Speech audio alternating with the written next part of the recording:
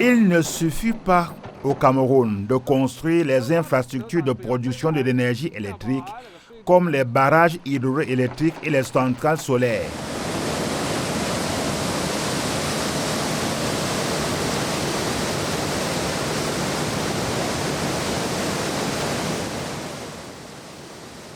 Il faut bien développer une stratégie pour conduire le flux d'énergie disponible jusque dans les zones de consommation des ménages et des unités industrielles dans les 10 régions du Cameroun.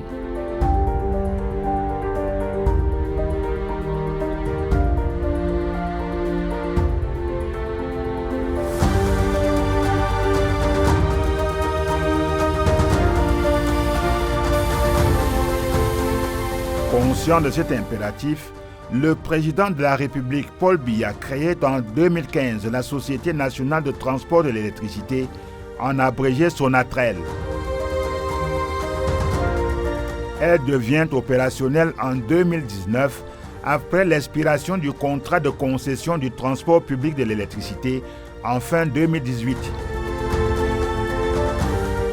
Au total, la Sonatrel, dans son rôle, a acquis et installé 22 transformateurs de puissance qui, entre 2019 et 2024, ont permis de doubler la capacité de transport du réseau public de l'électricité dans les 4 régions électriques du Cameroun: centre-sud-est, Adamawa nord, extrême nord, ouest-nord-ouest et littoral sud-ouest. Grâce à la mise en service des infrastructures de production de l'énergie électrique, tout au long du septennat des grandes opportunités engagées par le président Paul Biya le 6 novembre 2018, la disponibilité de l'offre d'énergie électrique s'est considérablement améliorée au Cameroun. Mais sortir l'énergie produite dans les différents barrages hydroélectriques du pays vers les bassins de consommation des villes et les villages des 10 régions du Cameroun devenait un challenge pour les pouvoirs publics, préoccupés en permanence par l'urgence d'acheminer le jus à bon port.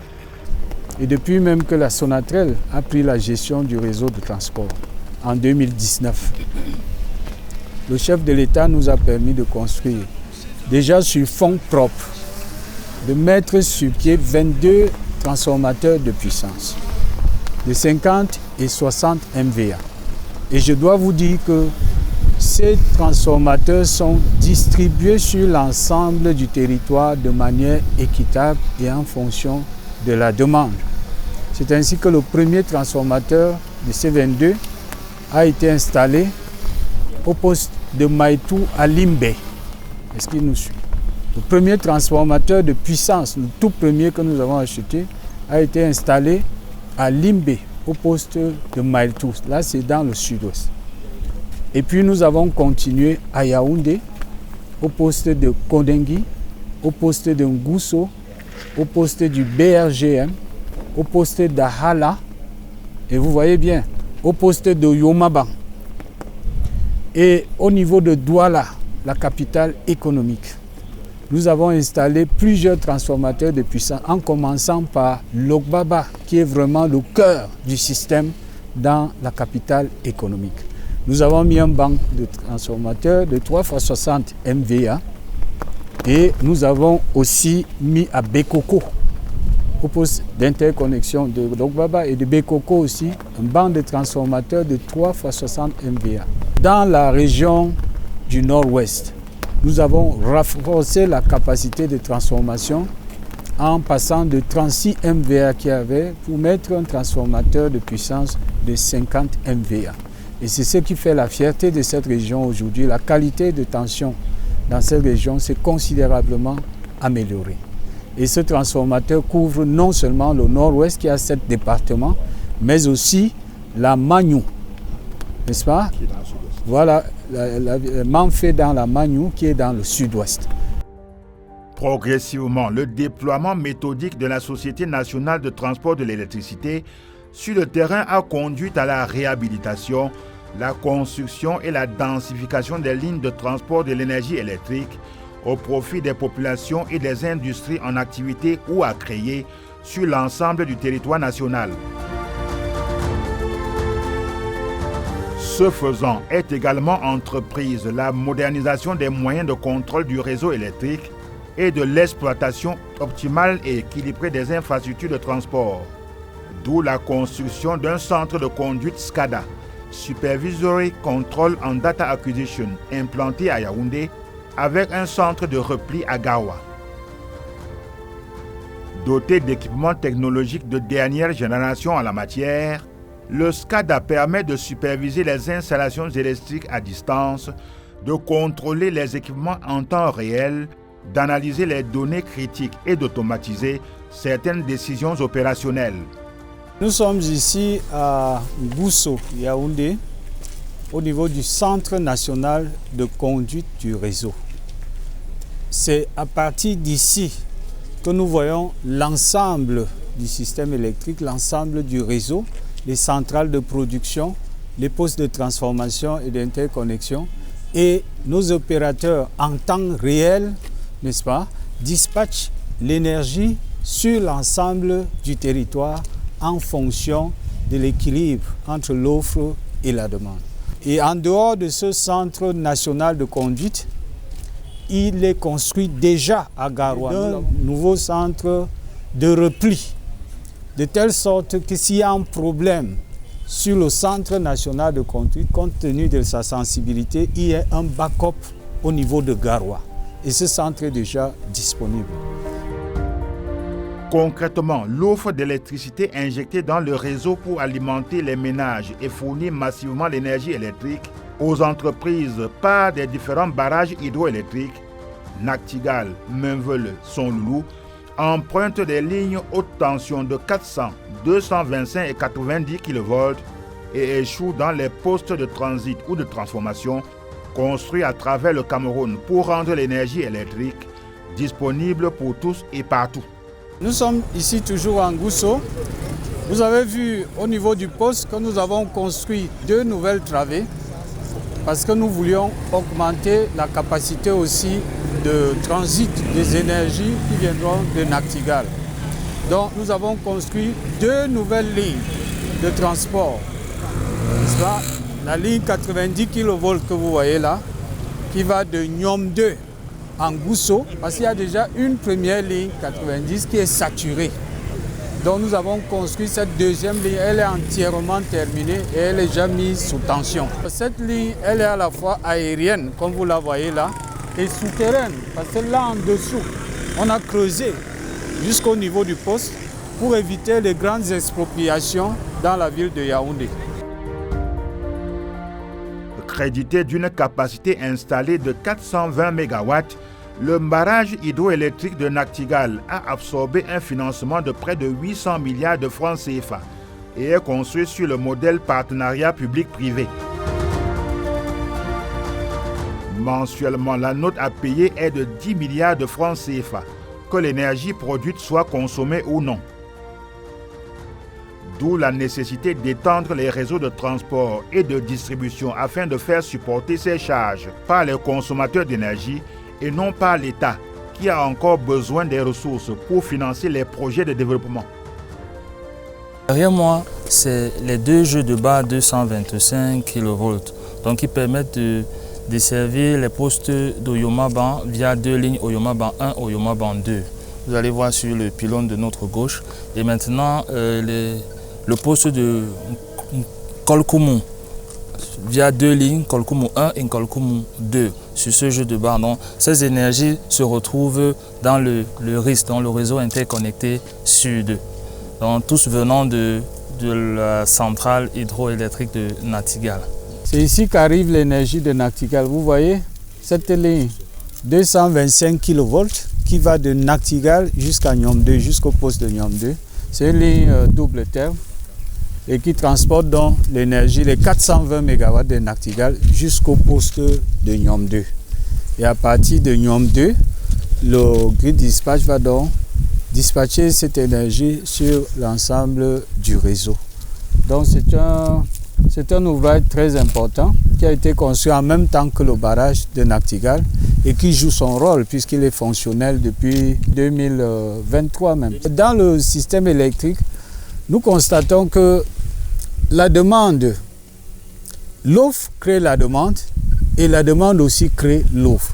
Avec les infrastructures que le chef de l'État a accordées aux populations, nous avons constaté que Niom 2, la demande est très croissante depuis qu'on a construit ce poste. Et la demande ne fait qu'augmenter. Et côté transport, c'est-à-dire haute tension, nous avons fait le nécessaire. Il faudrait maintenant qu'au niveau de la distribution, il y ait donc des lignes d'ossature, n'est-ce pas, dans les villages, dans les quartiers, pour prendre l'énergie, pour consommer toute l'énergie qui vient de Nachtigal.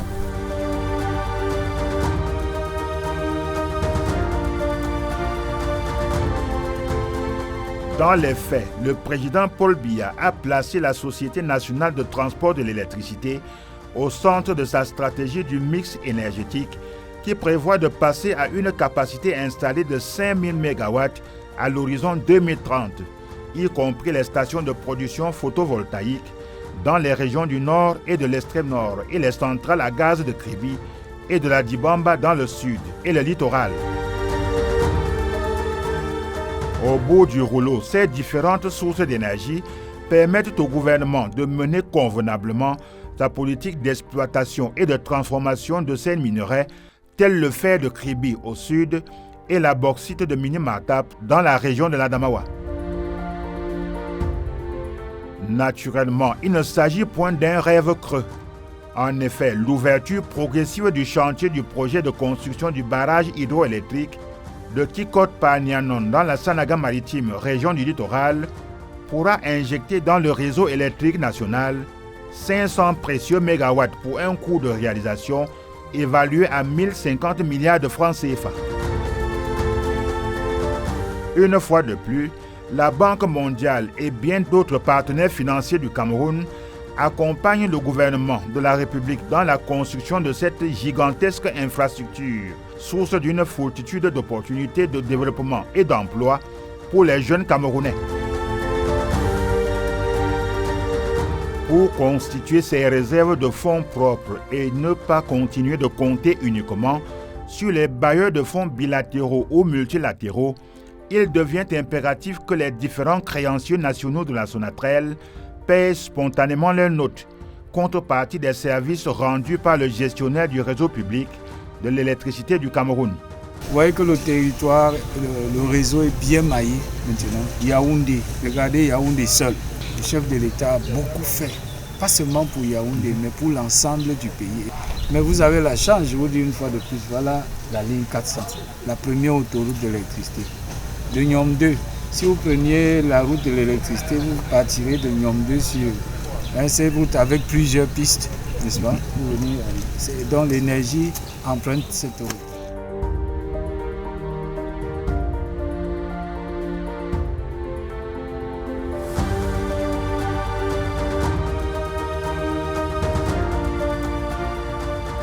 Les deux lignes qui doivent permettre l'injection dans l'entrée du poste de Béon dans le réseau interconnecté sud sont déjà prêtes. Donc, il reste juste à avoir une coupure pour pouvoir faire le raccordement. Et à partir de ce moment, le poste de Béon sera alimenté à partir de la centrale de Kribi et le poste d'interconnexion de Mangombe. Maintenant, vous pouvez aussi regarder sur votre gauche, nous avons la ligne 400 qui arrive de Nkonkumu, qui est déjà en cours. Et cette ligne-là viendra apporter l'énergie encore à ce poste de Béon et qui va permettre donc d'absorber une partie de l'énergie de Nachtigal et envoyer dans le littoral pour alimenter l'ensemble des industriels de la zone de Douala et environ. Ce poste a un caractère hyper stratégique. Aujourd'hui, on va dire que ça va constituer l'un des postes miroirs du système électrique parce que grâce à lui, on pourra raccorder Douala à partir de deux lignes qui partiront d'ici pour alimenter les postes de Missolé et les postes de Ngodi Bakoko. Et directement, l'énergie pourra se retrouver à Lokbaba pour alimenter tout le tissu industriel de cette zone. Et ce projet de construction de ces lignes permet aussi de décharger toutes les lignes de Sonloulou. Et ça met en avant la centrale hydroélectrique de Nachtigal parce que tout ce que Sonloulou ne pouvait pas faire avant, on pourra le faire à partir de Nachtigal à travers ce poste. Et pour aller plus loin dans le futur, c'est-à-dire horizon 4 à 5 ans, on a le projet de la transformation 400-225 qui est prévu sur le poste de Béon Et ce poste de Bayonne aussi est censé accueillir l'énergie de Kikot.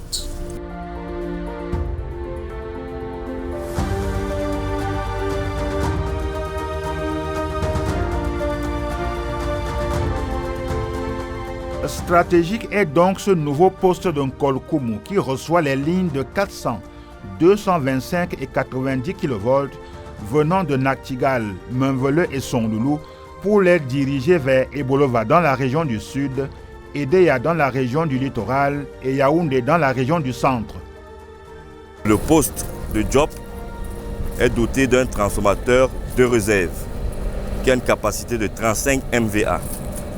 Donc, c'est des transformateurs monophasés. Comme vous pouvez le constater, nous avons 3 transformateurs en fonctionnement actuellement pour desservir cette partie du sud.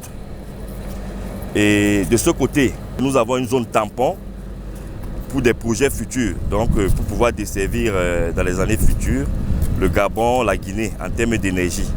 C'est pour ça que vous voyez cet espace vide. Ensuite, de l'autre côté, nous avons donc les travées départ à Ala et Koulkoumou, les travées arrivées de la centrale hydroélectrique de Menveleu en biterne. Et de ce côté, nous avons l'alimentation de la réactance shunt qui a pour objectif de baisser le réactif des lignes. Donc elle casse les effets inductifs et capacitifs des lignes pour que nous ne puissions pas avoir des tensions très élevées sur le réseau.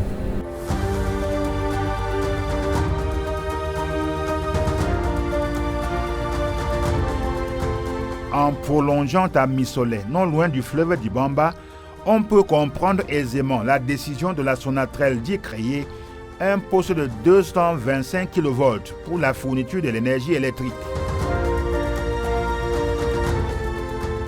C'est que dans le périmètre de cette infrastructure se met en branle la construction de la nouvelle zone industrialo-logistique de Missolé qui va abriter des entreprises dans un avenir proche, des sociétés de transit et d'accollage pour donner encore plus de visibilité aux performances de la plateforme portuaire du port de Douala-Bonabéry.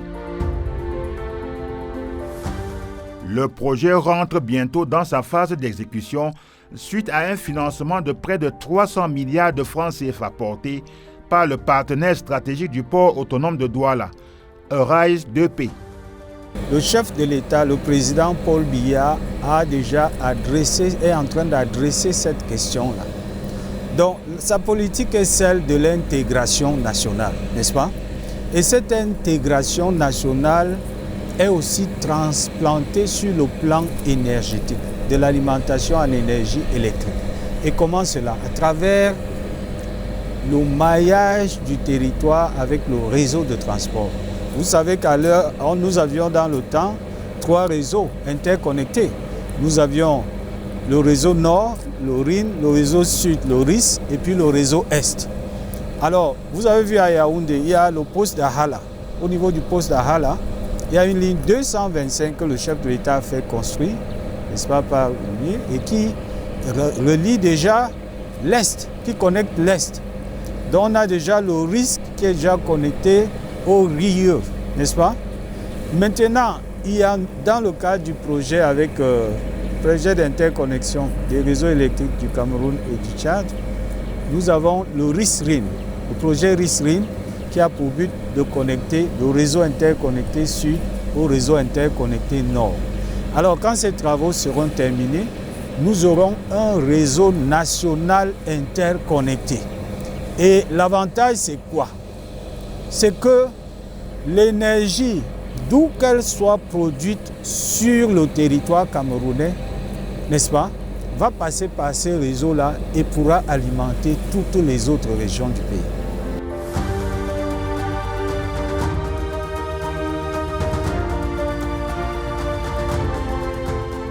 Vous êtes ici au poste de Mampan, poste interconnecté et transformation 225 kV. Le poste est interconnecté via le poste de Ala, qui fait 203,5 km pour arriver à Bomban.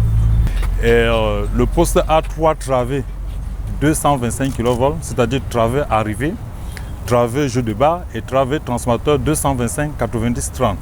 Et une travée 90 qui fait office de soutirage d'un transformateur de puissance de 25 MVA qui alimente la ville d'Abomban et la ville de Bertois.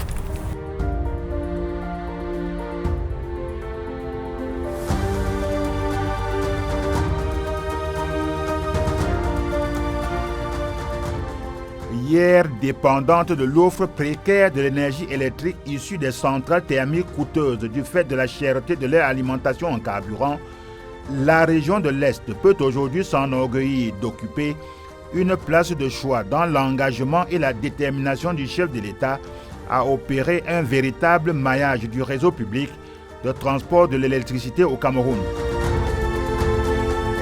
En outre, la région du Soleil Levant est désormais connectée au réseau national de l'énergie électrique parce que la Sonatrel, bras armé du président Paul Biya dans la croisade pour la disponibilité et l'accessibilité de l'énergie électrique au plus grand nombre au Cameroun, est présente.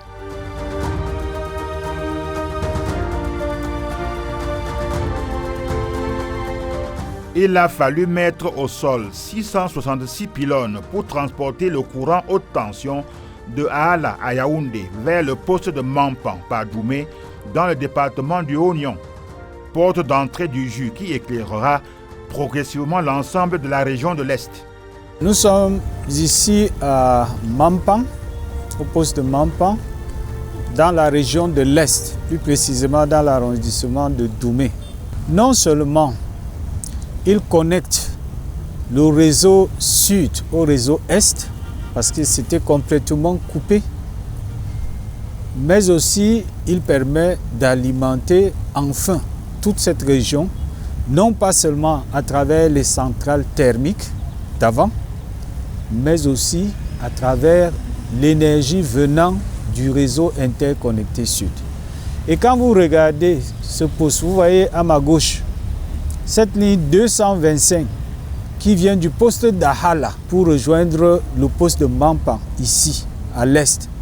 C'est pour connecter le sud à l'est et permettre à la région, à l'ensemble de la région de l'est, de bénéficier des énergies d'où qu'elles viennent dans le réseau interconnecté sud. Ça veut dire qu'en réalité, même l'énergie de Songloulou peut arriver ici, désormais, à l'est. Même l'énergie de Nachtigal, à partir du moment où l'Est est connecté au réseau interconnecté sud à travers cette ligne 225 kV, ça veut dire que l'Est est complètement désenclavé au plan énergétique, au plan du transport de l'énergie électrique. Mais avant, l'Est était essentiellement alimenté par des centrales thermiques, vous voyez, qui coûtaient très cher à l'État. Maintenant, avec la connexion de l'Est au réseau interconnecté sud, les énergies venant de la Sanaga, de Songloulou et tout ça, de Menveleu, peuvent arriver à l'Est et ça va donc renforcer, n'est-ce pas, la capacité de cette région à alimenter les clients et les industriels. Et je vous rappelle que l'Est est une région où il y a beaucoup d'entreprises dans le domaine forestier.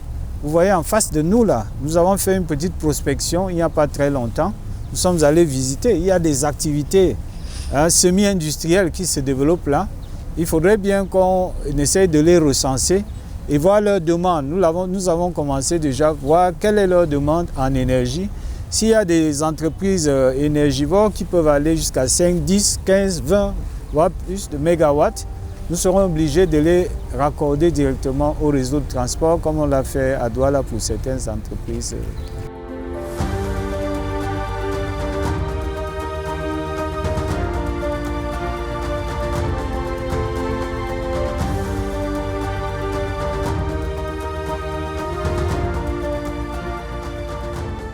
Ce poste a été mis en service en 2022 grâce aux puissances de notre président de la République.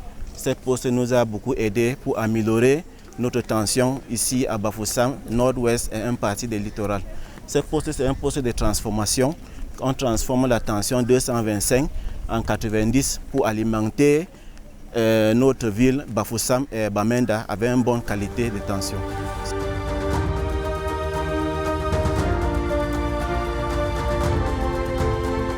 Le gouvernement a estimé, sous la houlette du chef de l'État, qu'il fallait construire, dans le cadre de la densification du réseau de transport, un nouveau poste ici à Chouon. Vous voyez que là-bas, c'est un poste 90, ici on a un poste 225 kV. Donc l'avantage de ce poste, c'est qu'il étend le champ d'action. En plus de l'ouest et du nord-ouest, il y a maintenant, et même de la Magne ou dans le sud-ouest, il y a une partie du littoral qui peut être alimentée à partir d'ici.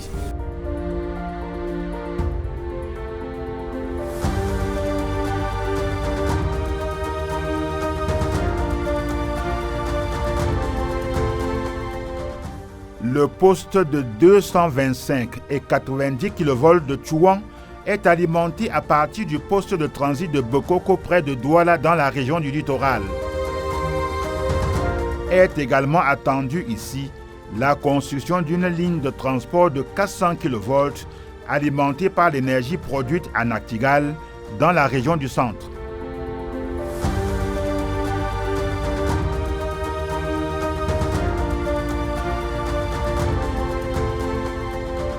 Pas facile de passer sous silence la posture d'exportateur de l'énergie électrique que l'État du Cameroun veut se forger. Pourtant, le Cameroun, selon la Banque mondiale, est crédité aujourd'hui d'un taux d'accès à l'électricité de 71%, avec des points de déficit plus préoccupants dans les zones rurales. Il est néanmoins réconfortant qu'en pensant aux pays voisins, le souci du président Paul Biya soit de satisfaire prioritairement la demande du tissu socio-économique national en électricité, quantitativement et qualitativement. Dans le scope un peu du projet, il y a également un volet électrification rurale qui a été intégré un peu dans l'ensemble des activités qui devront être menées et qui sont financées par les bailleurs de fonds tels que la Banque mondiale, la BAD, la Banque islamique de développement. Donc, dans ce projet, nous avons environ 109 localités qui vont être électrifiées dans le corridor Nachtigal jusqu'à Ngaoundéré. Et dans la phase 2, composante 2 du projet qui part de Ngaoundéré jusqu'à N'Djamena, là on a l'activité un peu d'électrification est beaucoup plus importante parce qu'il y a environ 409 localités au niveau du Cameroun et 69 localités au niveau du Tchad. Et je rappelle que ça c'était des chiffres justement qui dataient de 2017 et dans la mise à jour un peu des besoins qui ont été effectués par un ingénieur conseil que nous avons recruté en 2024. Voilà, mais encore modifie ces chiffres et aujourd'hui au niveau du Tchad on se retrouve à près de 215 localités et au niveau du Cameroun on a près de 500 localités. Donc ce projet a été défini en pensant effectivement au fait que dans le Grand Nord, on le sait, c'est-à-dire que c'est les zones où la pénétration en réalité du service public justement d'électricité est très faible et c'est pour cela que voilà, dans cette composante 2 on a renforcé donc cette activité justement d'augmentation du taux d'électrification voilà, dans les villes et les villages dans la région du Grand Septentrion qui était très mal desservie. Avec des investissements financés à plus de 600 milliards de francs CFA mobilisés par l'État du Cameroun dans le budget d'investissement public et auprès de ses partenaires que sont la Banque mondiale, la Banque africaine de développement, la Banque européenne d'investissement et la Banque islamique de développement, entre autres, la Société nationale de transport de l'électricité continue de nourrir de nobles ambitions pour densifier la couverture énergétique des 10 régions du Cameroun. Nous sommes allés à l'extrême nord où nous avons aussi installé un transformateur de puissance de 50 MVA. Il y a un transformateur qui alimente la ville, mais celui-là que nous avons mis à Maroua, il alimente les 4 autres départements, n'est-ce pas? Et depuis qu'on l'a installé, les autorités administratives, le gouverneur de la région, le préfet du département nous disent que la qualité d'énergie, d'alimentation s'est considérablement améliorée. C'est dans ce cadre-là que nous allons préparer le marché de l'électricité avec tous les pays de la sous-région. Et la Sonatrel va jouer un rôle prépondérant au nom du Cameroun dans cette sous-région parce que c'est nous, n'est-ce pas, qui avons le plus grand nombre de possibilités hydroélectriques avec la Sanaga. Vous avez vu, la Sanaga, elle seule, a au moins 23 sites exploitables. Il y a une étude l'a démontré. Donc, et vous avez le Ntem, au bassin du Ntem, on a beaucoup d'eau, donc on peut produire beaucoup d'énergie pour exporter, n'est-ce pas, à l'extérieur. Comme la route, l'énergie électrique est une condition incontournable pour la promotion des grandes œuvres de développement pour le Cameroun. Bien que les ressources continuent de se raréfier, ce pari figure toujours en bonne place parmi les engagements vitaux qui tiennent fortement à cœur le chef de l'État, Paul Biya.